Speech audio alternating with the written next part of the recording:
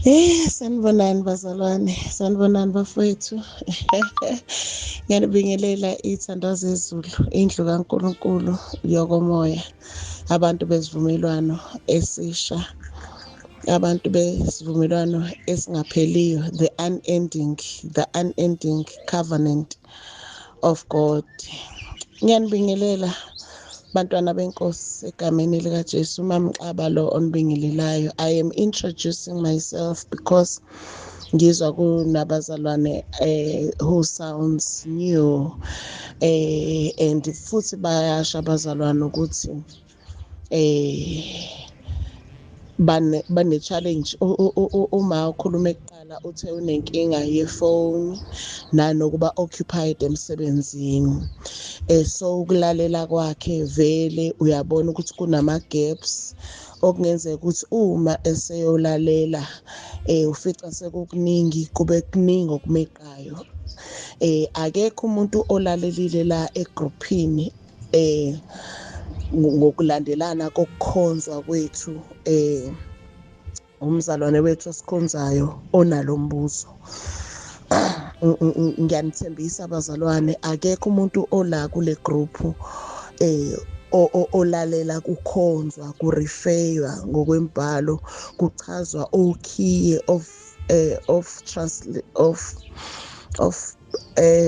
yini leli gama of interpretation of the word of God, ukuthi how to interpret the word of God. Onalo mbuzo awubuzayo kezwakala ukuthi kubuza umuntu oweqiwayo okunye ukufunda, kwachazwa in very details lokhu akubuzayo. Bese kuba umntwana kaNkulunkulu lo ola egcineni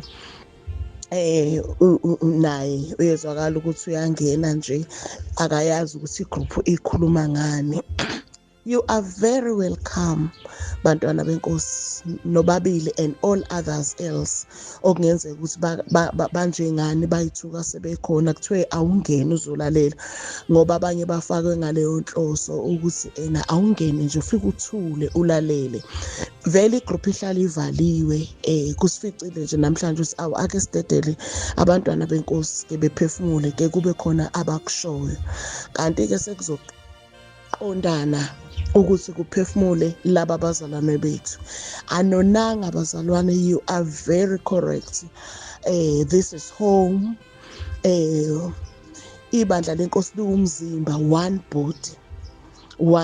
You are us, we are you, we are Christ. Ngoba uma uKristu eyinhloko thina singumzimba, kuthiwa ngokuba munye umzimba, kusho kubekwe kanjani? Munye umzimba, munye umbhabhadiso, munye uNkulunkulu, munye uBaba. Niyayikhumbula abazalwane leyo ndaba, I think it's there in the book of Ephesians chapter 4 cishe ngasekuqaleni. So ukuthi singahlukaniswa ama-locations, mhlawumbe sehlukaniswe whatever ongasihlukanisa, kodwa kwehlukanisa abantu who are in Christ. So kuchaziwe kakhulu bazalwane ukuthi lokhu okufundisiwe ukuthi asisadli thina. Angiqhubeke-ke bazalwane njengoba bese ngishilo ukuthi bengicela ningilinda kungabi bikho umuntu o-interferisha as ngisa-ministera kini ngale ndaba nje yesidlo.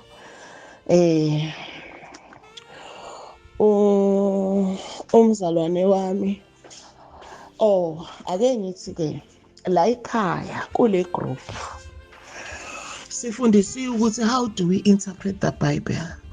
Yini into ezosenza ukuthi si-interprete correctly and si-interprete wrongly.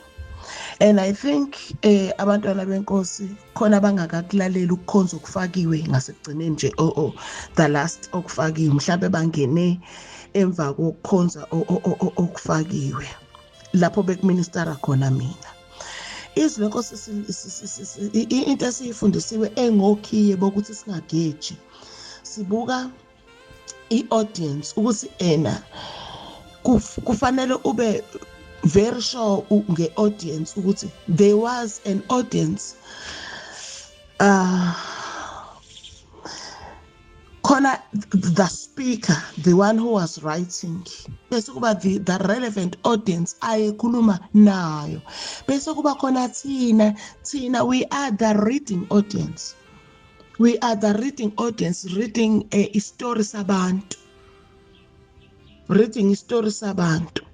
Kufanele sazi ukuthi singenaphi. Omunye uzothi istory sabantu, abantu labayana abazalwane, ngani ibandla lenkosi, asilona nibandla, ngani linye ibandla. Okay. Ube calm nje mntwana kaNkulunkulu, ngani yakithi. Ube nje calm, sando sika Jesu. Yini esehlukanisa nabo? You are correct. Siyibandla elilodwa nabo. But yini eyenza ukuthi kube khona ukushiyana phakathi kwethu? I-period, time frame. Now, bayezwa abazalwane. There was isikhathi of the fathers, of their fathers. Abazalwane ake beye kuncwadi yamaHebheru chapter 1. Siyobona le ndaba yokuthi kunesikhathi of their fathers. Ngizosebenzisa lesiZulu kuphela abazalwane. Wena ke funda lelo liphethe. Chapter 1 uverse 1 uthi uNkulunkulu esekhulumile endulo kokhokho napo ku-fathers or their fathers or their forefathers. Mesithi qake kwakhona isikhathi sawoyise babo, sawobaba babo, sasendulo. Yabona? Lapha babengakabikho khona laba basilobelayo. Laba babengakabikho khona laba sebekholwa uJesu. Kulesi sikhathi abakuso bona. Uthi-ke lo mzalwane olobala incwadi yamaHebheru, uNkulunkulu esekhulumile endulo kokhokho ngabaprofethi ngamathuba amaningi nangezindlela eziningi. Yabona? Endulo uNkulunkulu wakhuluma kobaba ngabaprofethi ngamathuba amaningi nangezindlela eziningi ekhuluma ngabaprofethi koyise babo. These obaba are not our fathers, are not our forefathers. Mengithi nafanele sinake irrelevance of the audience. Bengathi bekhuluma ngobaba babo abazalwane, siyifake sithi obaba bethu nathi. Please. Iyona into esishayile kakhulu njengabafundi beBhayibheli le, ilimazile ibandla lenkosi. Kodwa ke uNkulunkulu emuhle is aligning all that. Uverse 2 usekugcineni kwale mihla ukhulume kithina ngendodana ayimise ibe yindlalifa yakho konke owadala ngayo futhi izwe. Uyabona ukuthi bakuphi njengamanje? Basesikhathini okuthiwa isekugcineni. Lo bayo uloba ngesikhathi esibizwa ngithiwa isikhathi sokugcina. Nabalobelayo abazofunda the reading audience, le audience ibizwa kanjani? Kodwa nje the relevant audience le ayikhuluma nabo. Basesikhathini esibizwa ngithiwa isekugcineni. Uyabona? Ngiyazi ukuthi kuzoba mangalisa ke laba abazalwane bethu abasanda ngena egroupini ukuthi bezwe nanokuthi asikho ezikhathini zokugcina thina. Asikho ezikhathini zokugcina thina. Izikhathi zokugcina zingeza laba abazalwane ngoba ekhuluma lo mzalwane uthi ekugcineni kwale mihla ukhulume kithina ngendodana ayimise ibe yindlalifa yakho konke owadala ngayo futhi izwe. Isikhathi of the initial church, of the first church, of the apostles, the time of writing, kwakuyisikhathi sasekugcineni. Ake sigijime futhi siye ku-Galatians 4:4 bazalwane. The book of Galatians 4:4. Kepha lapho sekufikile ukuphelela kwesikhathi nangoke futhi end times. Amanye amabhayibheli lesikhathi athi end times, amanye athi last times. yabo. Kuthiwa-ke kepha lapho sekufikile ukuphelela kwesikhathi, kunesikhathi bazalwane esasilindiwe ukuthi sifike, esasilindiwe ukuthi sizophelela, esasilindiwe ukuthi sizokwedlula, esasilindiwe ukuthi sizobe bese-ke seselanywa isikhathi esingeke kuya ndawo, esiyoma phakade, isikhathi esiyi-everlasting. Kwaqala iy'khathi zawokhokho zedlula, kwafika isikhathi sokuthiwa esokuphelela kwey'khathi. Angisale singiliqeda ivesi bazalwane. Kepha lapho sekufikile ukuphelela kwesikhathi, uNkulunkulu wathuma indodana yakhe, izelwe ngowesifazane, izelwe phansi komthetho. Angisale sengifunda uvesi 5, ukuze ihlenge abaphansi komthetho ukuba samukele ukuma kwamadodana. Yazi bazalwane, we need to be very careful when we read iy'ncwadi zabapostoli, especially Apostle Paul, but in fact all of them. We need to be very careful. Uyamuzwa la kuvesi 5 uthi ukuze ihlenge abaphansi komthetho. Siyazi bazalwane ukuthi we are not that audience eyayiphansi komthetho. It's never happened with us to be phansi komthetho. It never, asizalwanga ngesikhathi sawo, and it wasn't meant for us umthetho. Mengithi asizalwanga ngesikhathi somthetho, ngifuna ukukulungisa lokho, ngoba there were people living by the time of the law, kodwa onganikwanga kuba umthetho while they were there on earth living, but it wasn't meant for them. So ukuthi asizalwanga ngaphansi komthetho akukho yet correct, ngoba kunabantu ababekhona ukhishwa umthetho kodwa banganikwanga wona, ngoba was meant for a particular group of people. It was for a covenantal people. IBhayibheli okunye futhi efanele sikwazi ngalo is a covenantal book. It's only about covenant, 2 covenants, the old and the new. In the old, yathatha iBhayibheli lonke, the old covenant. In the new covenant, ingene ekugcineni laphaya.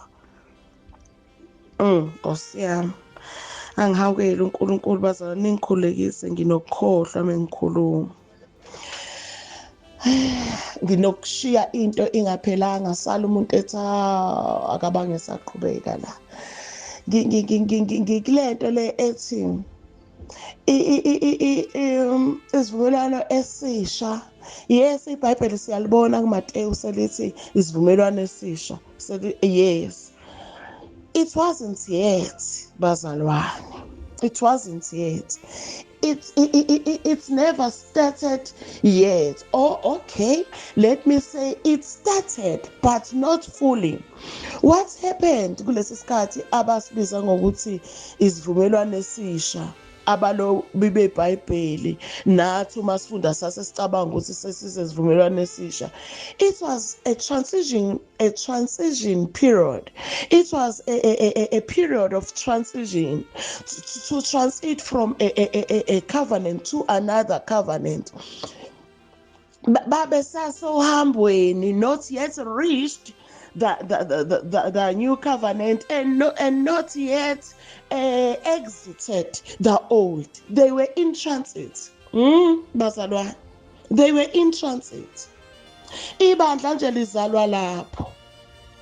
Yingakho ngisho besindiswa ibandla ngesikhathi sabo, babesindiswa insindiso ezwakalayo mebekhuluma ukuthi ayiphelele, isazopheleliswa, kusekhona okushodayo. Ayikho into eshodayo ngensindiso ezivumelwaneni esisha uma sekungeniwe kuso ngokuphelele, ngokugcwele, sekufikwe kuso, sekuyisikhathi saso. Ayikho into kubantu abakuso isivumelwano esisha ngesikhathi saso in operation eshodayo. Ngisho insindiso is in the fullest esivumelwaneni esisha. Ake siye bazalwane uMahebheru 9:28. Isizofuna enye enye i-version ke le ulindeni bazalwane ngisuke ngisavula ngiyaxolisa bandla lenkosi. Verse 28, the last verse of the chapter 9 of Hebrews. Uthi kwelesizulu uthi kanjalo noKristu esenikelwe kanye ukubathwala izono zabaningi uyakubonakala ngokwesibili ngaphandle kwesono kulabo abalindeleyo kube ngokusindiswa. Uyabona lokhu kube ngokusindiswa ukusakhomba ukuthi khona imfundiso esazokwenzeka. Kube ngokusindiswa angithi basindisiwe vele kodwa khona into ebizwa ngithiwa kube ngokusindiswa. I-TPT is but when we die and we will be face to face with Christ, the one who experienced death once for all to bear the sins of many. And now, ke usho isikhathi abakuso, to those who eagerly await for him, uYesu balindele uKristu, he will appear to second time not to deal with sin, kodwa nathi indawo engize kuyo, it's but to bring us the fullness of salvation. Yabona? Leli gama lithi the fullness of salvation lisho ukuthi basindisiwe kodwa basalinde ukupheleliswa kwensindiso yabo. Uyabona? Bengiphendula lento ethi nje babengekho esivumelwaneni esisha ncam. Uyabona? Insindiso yabo babesalindwe ukuthi basindiswe ipheleliswe. That is why babebekwa ngisho uphawu Nkosi uJesu. Ukuze mekufika leso sikhathi noma ngabe sebesemathuneni sibafica emathuneni noma ngabe sibafica ezixukwini zabantu, uphawu lukwazi ukubaphawula ngesikhathi sejudgment, ngesikhathi sembubhiso, ngesikhathi sempindiselo kaNkulunkulu ephindisela kubo njengoba behlulekile ukuma ezimisweni, ukuma esivumelwaneni esidala. Leso sikhathi singesabantu bezivumelwano esidala. Hayi ake nginincenge bazalwane, especially the two laba engibalalelile nabanye okungeze ukuthi basanda ngena. Ake nginincenge bantwana benkosi, ake nihlale nisilalele, ake nithule nisilalele. We are not that audience. It never happened with us to be in that covenant. Asilunguzanga nangocicane esivumelwaneni esidala. Asibona abantu bezivumelwano esidala nezethembiso zakhona zonke. Nejeziso zakhona nezahlulelo zakhona ngoba kaze sisaphule thina isivumelwano esidala. Isikhathi sesahlulelo sikaNkulunkulu ezokwahlulela izwe, uzokwahlulela abantu abekade banikeze awuzwe amaHubo 147 uverse 18 kuthiwa uyathuma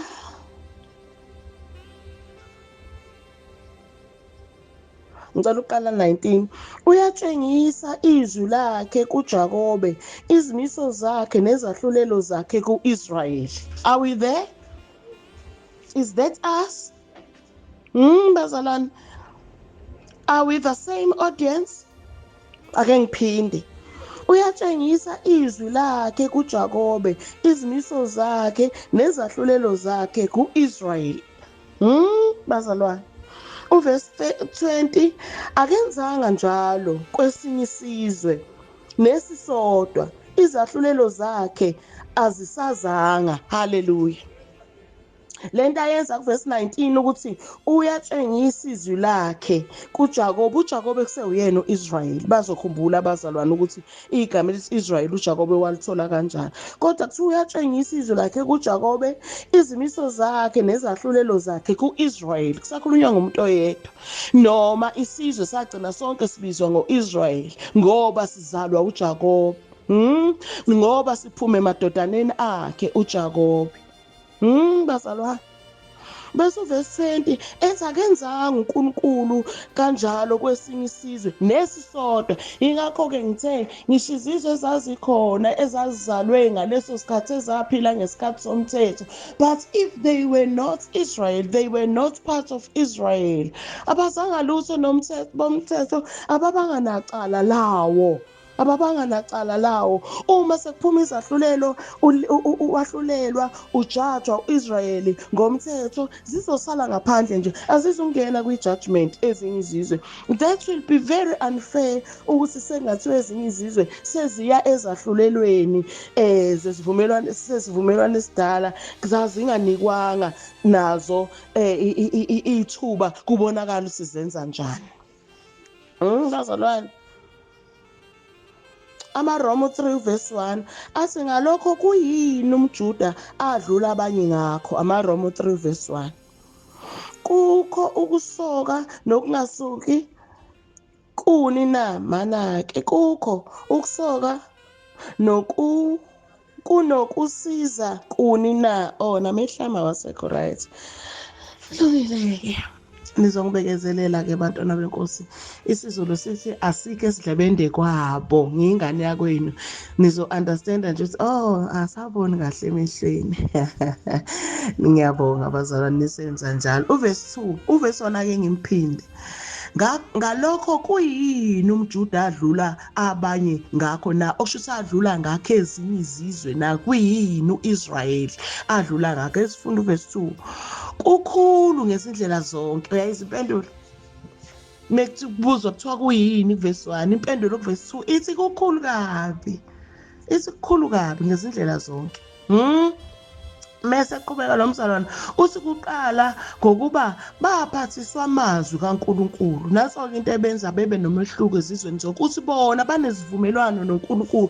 Phela izivumelwano singamazwi, khona into esuke ikhulunyiwe, kwahlalwa phansi yaxoxwa, kwavunyelwana, kwasayinwa, wonke umuntu wavuma wayifaka. Njengasemsebenzini uqasha unikezwa ama-forms usayine uyifake. That is why usuke uyifaka ngisho kuma-terms and conditions of the contract, of the covenant, ukuthi umqashi uthe mulovile kuzoba ukuthi, uma untshontshile kuzoba ukuthi, uma usheshe waphuma ungacelanga kuzoba ukuthi, uma ukushaya iminyaka emingaka kuzoba ukuthi, i-contract ingesikhathi esingaka, iholo liwukuthi, kwanje, uma wephula yonke imigomo yala ekhaya kuzoba ukuthi.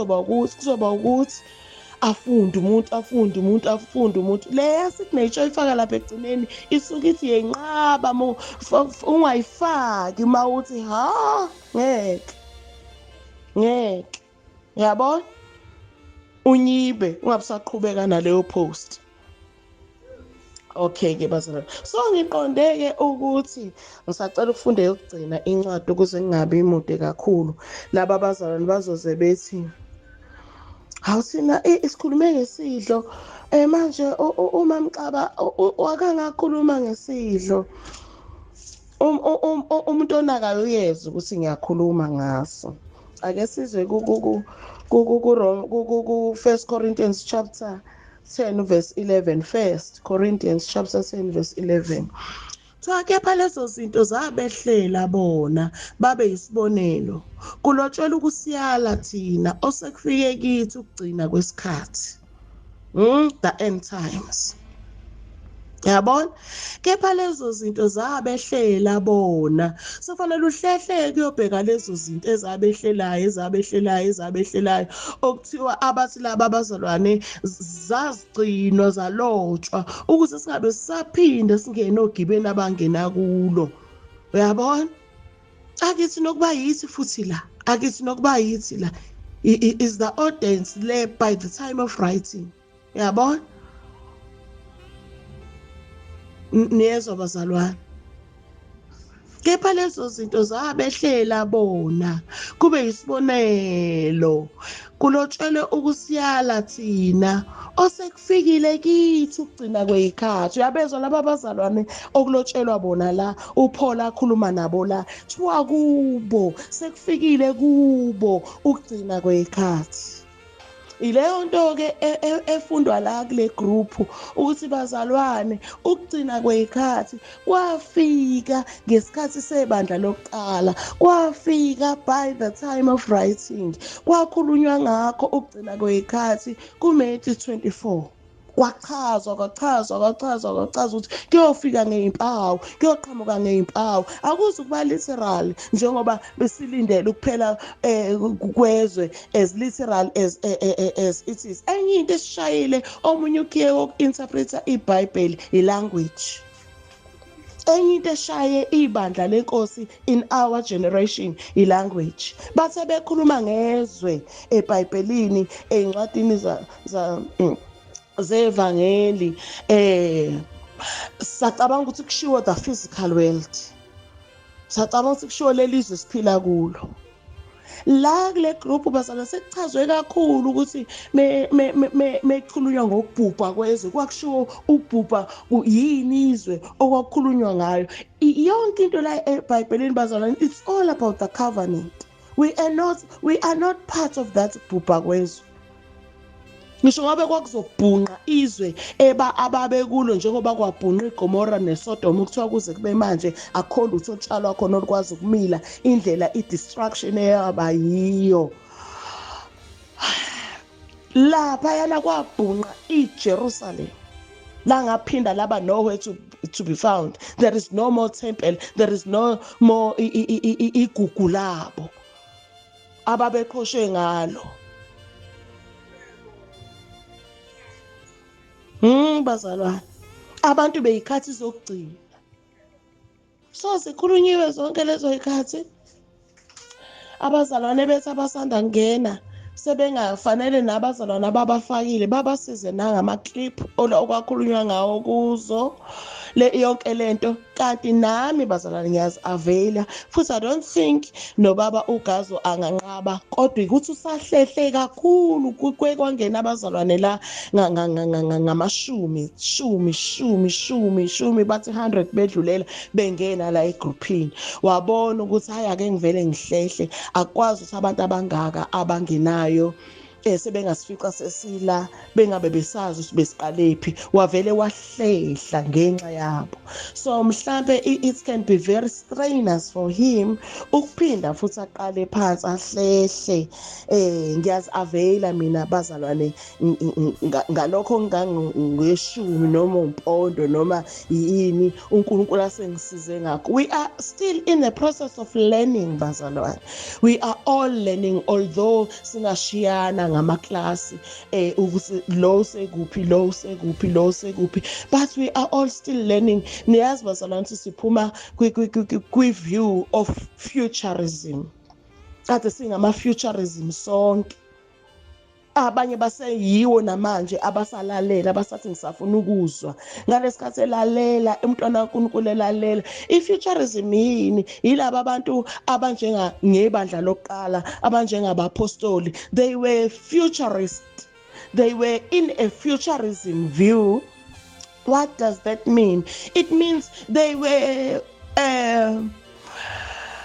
pointing to the future. They were pointing to the promises to come. Ukubezwa bekhomba izinto ezizayo, bekhomba izinto ezisazokwenzeka, bekhomba izethembiso.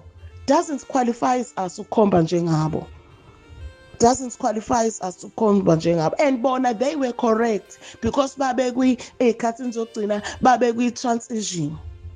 Kodwa uma seyifikile lezo yikhathi zaphelela, uma sekufikile ukuphelela kwezikhathi, uJesu waqeda naye ngoba wathi kuMatthew 5 uJesu wathi kuMatthew 5 kusukela lapha na ku17. Ake ngigijime basase ngiyaqeda ngiyaxolisa. wathi ningathi ngize ukuchitha umthetho nabaprofethi, angizanga ukuchitha ngize ukugcwalisa. Ngokuba ngiqinisile 18 ngithi kini kuze kudlule izulu nomhlaba akusoze kudlule egamana linye nasicashana sinye somthetho kuze kufezeke konke. Kwake kwakhona isikhathi la uJesu angakakufezi khona konke kuze kufezeke konke. Athena-ke kuze kudlule izulu nomhlaba akusoze kwadlula gamana linye. Thina sesiyazi ukuthi yini izulu nomhlaba uJesu ayikhuluma ngalo la okufanele uma kungakedluli lona leli zulu nomhlaba akhuluma ngalo la. Leli zulu nomhlaba elila kuverse 18 is not the atmospheric heaven.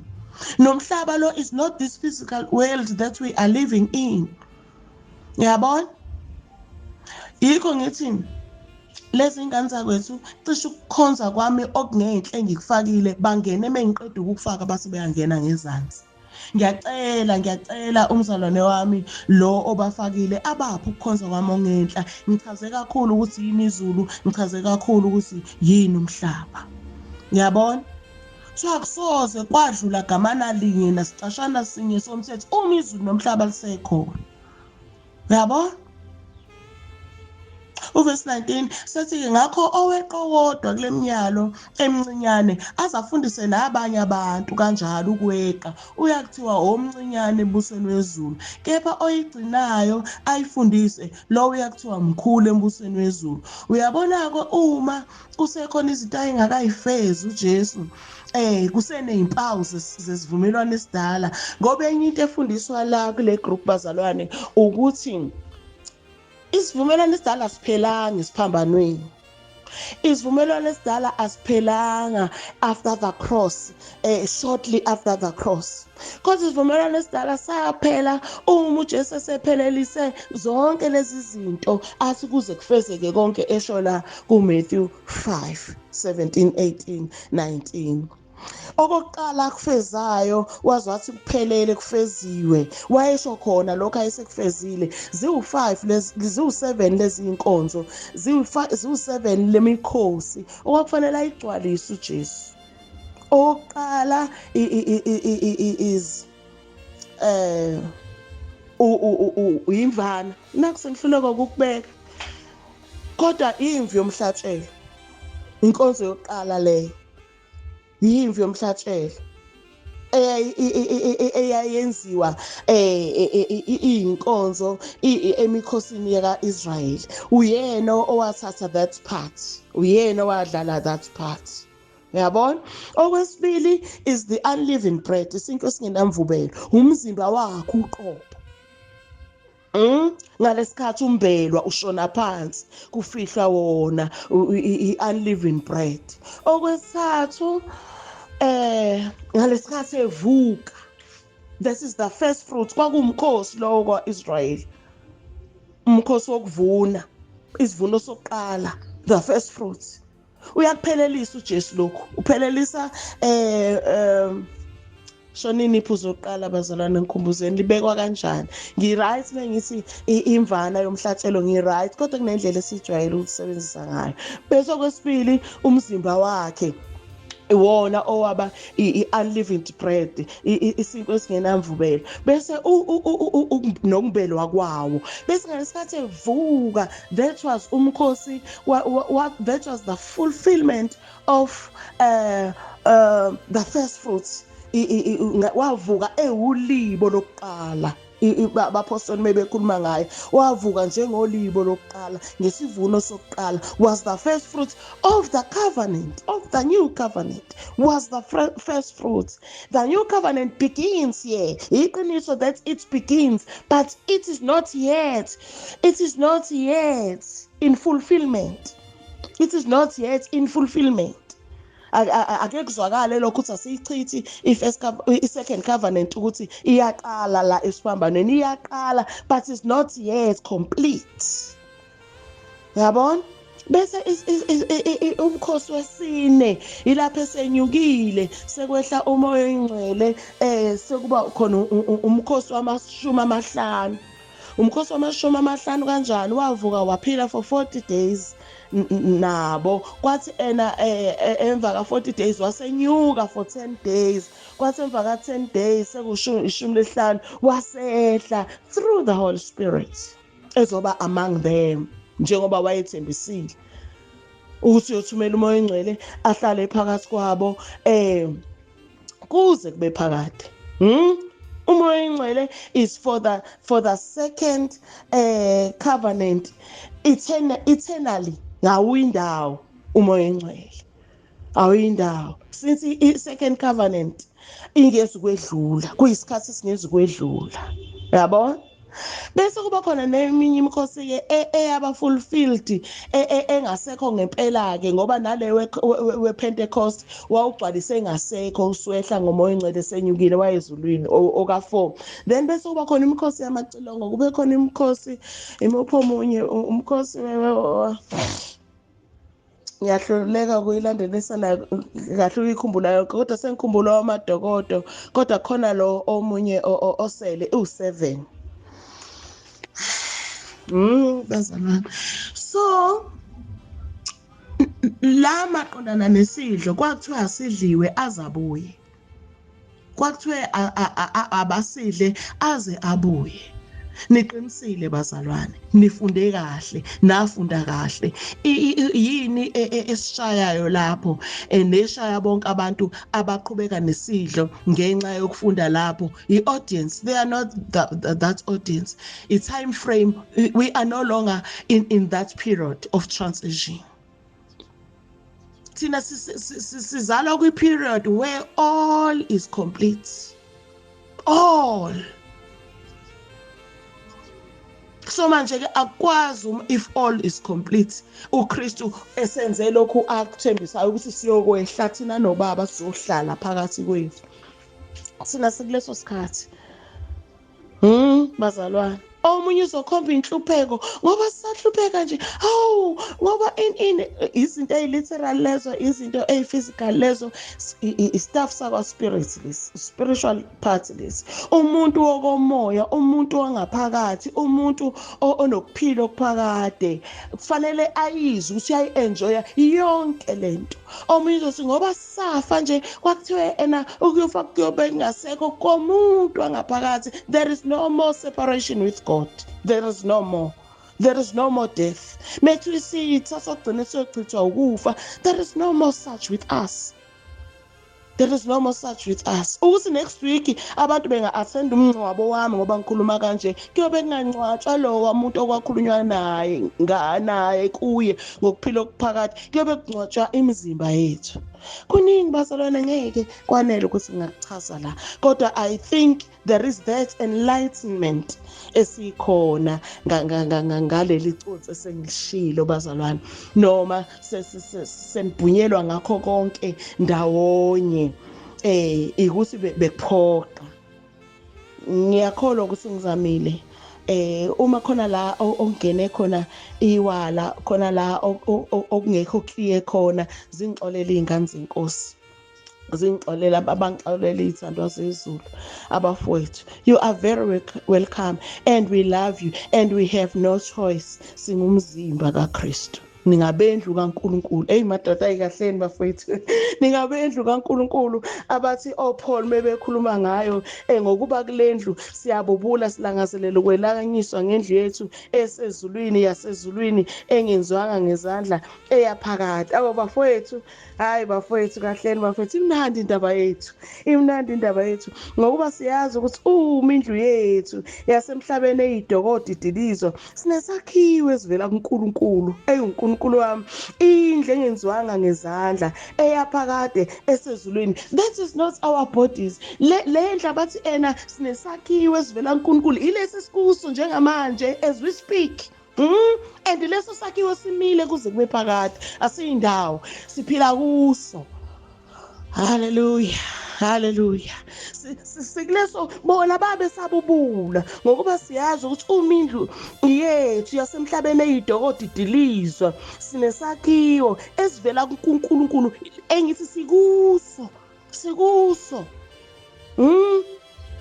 into engenziwanga ngezandla eyaphakade esezulwini ngoba babesendlini eyenziwe ngezandla ngisho bekhonza kwakufanele benyukele eJerusalem endliweni eyenziwe ngezandla ngisho bethunjiwe kwakufanele bakhuleke babheke ngakuyo. Akasho-ke indlu ithempeli lodwa per se, usho with the whole system of the old covenant, including that house eyenziwe ngezandla.